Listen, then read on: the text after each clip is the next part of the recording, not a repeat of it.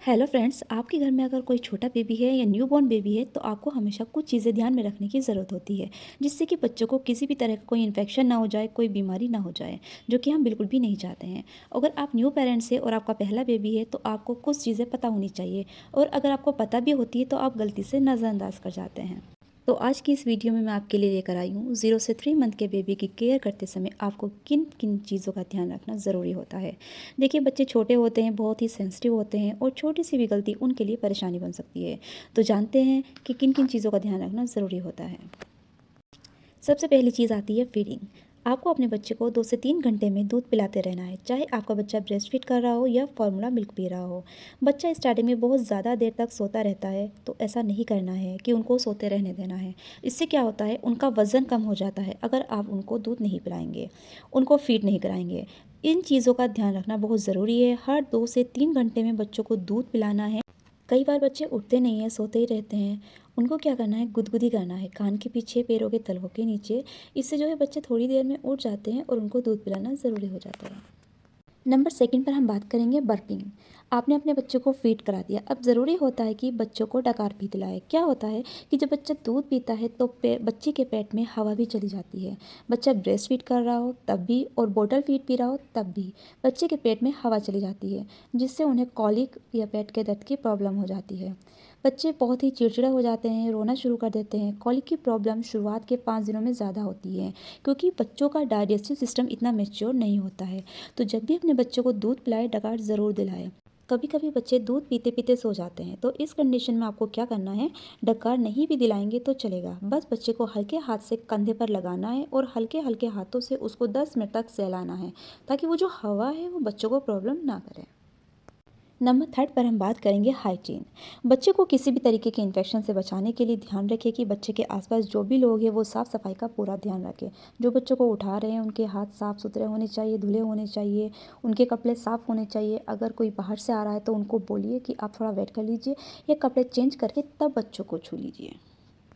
Next, बच्चों को उठाते वक्त आपको ध्यान रखना है कि इस टाइम पर बच्चे की गर्दन जो है बहुत ज़्यादा हिलती है, तो इस पर आपको कुछ भी गलती नहीं करनी है।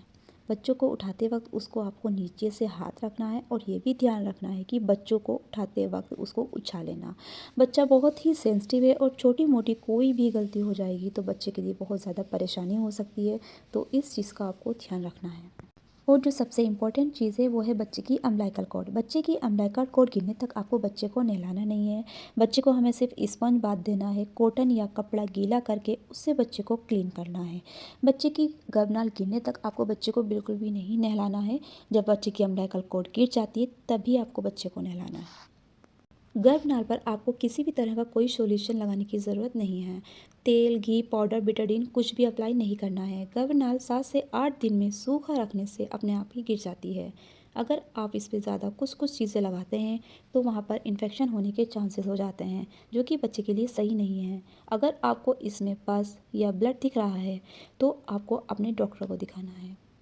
अगली चीज़ जो आपको ध्यान रखनी होती है वो है बच्चे के डायपर। बच्चे के डायपर 3 से 4 घंटे में चेंज कर देने चाहिए, वरना बच्चे को रैशेस की प्रॉब्लम हो जाती है।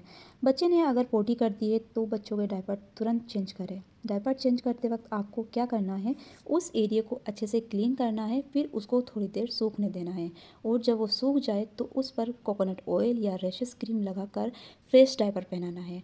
अगर आप डायपर नहीं पहनाते हैं, कॉटन के नेपी वगैरह पहनाते हैं, तो वो भी आपको 3 से 4 घंटे पर या गीला होते ही तुरंत चेंज करना है, इंतज़ार नहीं करना है।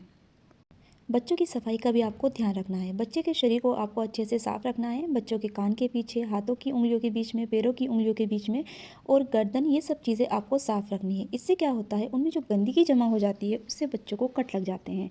और बच्चे के सर को आपको अच्छे से क्लीन रखना है। अगर आप बच्चे का सर अच्छे से क्लीन नहीं करेंगे तो उस पर सफ़ेद पपड़ी जम जाती है। नेक्स्ट जो है, आपने बच्चे को मसाज भी करनी है। मसाज करना आप स्टार्ट कर सकते हैं जब बच्चे की गर्भनाल गिर जाए। मसाज आपको बहुत टाइट हाथों से नहीं करनी है, बहुत ही हल्के हाथों से मसाज करनी है। इससे क्या होता है, बच्चे की बॉडी का सर्कुलेशन बना रहता है। और डॉक्टर ने जो भी विटामिन डी की ड्रॉप्स दी है वो बच्चे को शुरुआत के 1 साल तक ज़रूर दें, और बच्चों के वैक्सीनेशन टाइम से कराएं। तो फ्रेंड्स, अगर आप इन सब चीज़ों को फॉलो करेंगे तो आपका बच्चा बीमार नहीं होगा, बच्चे का अच्छे से वेट गेन होगा, बच्चे को किसी भी तरह का कोई इन्फेक्शन नहीं होगा। आई होप ये वीडियो आपके लिए हेल्पफुल रहेगी। अगर आपका बच्चा 0 से 3 मंथ का है तो इन सब चीज़ों को ज़रूर फॉलो करें। और अगर आपका कोई भी सवाल है तो आप कमेंट सेक्शन में लिख सकते हैं। Thank you for watching.